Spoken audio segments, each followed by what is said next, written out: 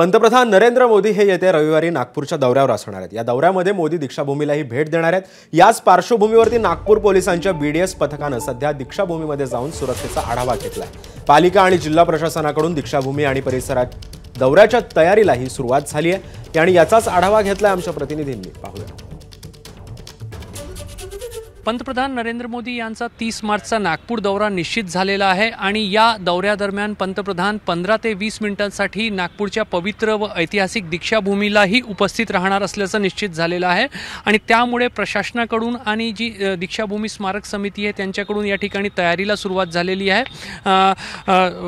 नागपूर पोलिसांचा जो बॉम्ब शोधक व नाशक पथक आहे आणि नागपूर पोलिसांचे जे काही वेगवेगळे इतर पथक आहेत त्यांच्याकडून आज दीक्षाभूमीवर पाहणी करण्यात आली आणि इथली जी सुरक्षा व्यवस्था आहे त्याचा प्राथमिक आढावा जो आहे तो घेण्यात आलेला आहे। जी काही माहिती मिळत आहे त्यानुसार पंतप्रधान नरेंद्र मोदी सकाळी 8:30 वाजताच्या सुमारास नागपूर विमानतळावर दाखल होतील आणि त्याच्यानंतर सर्वात आधी ते रेशीमबाग येथील डॉक्टर हेडगेवार स्मृती भवन परिसरात जातील आणि त्या ठिकाणी संघाचे जे प्रथम व द्वितीय सरसंघचालक आहेत डॉक्टर हेडगेवार आणि गोडवलकर गुरुजी त्यांच्या समाधीचे दर्शन घेतील, त्यांच्या स्मृतीला वंदन करतील।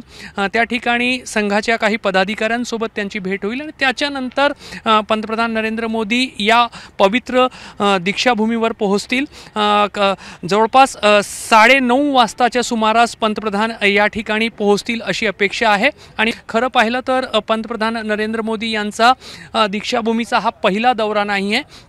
पंतप्रधान असताना यापूर्वी 2016 मध्येही ते आले होते आणि जवळपास अर्धा तास ते 40 मिनिटं ते दीक्षाभूमीवर थांबले होते आणि त्याच्याशिवाय गुजरातचे मुख्यमंत्री असताना आणि त्यापूर्वी एक स्वयंसेवक असतानाही पंतप्रधान नरेंद्र मोदी जे आहेत ते दीक्षाभूमीवर येऊन गेल्याची माहिती आहे।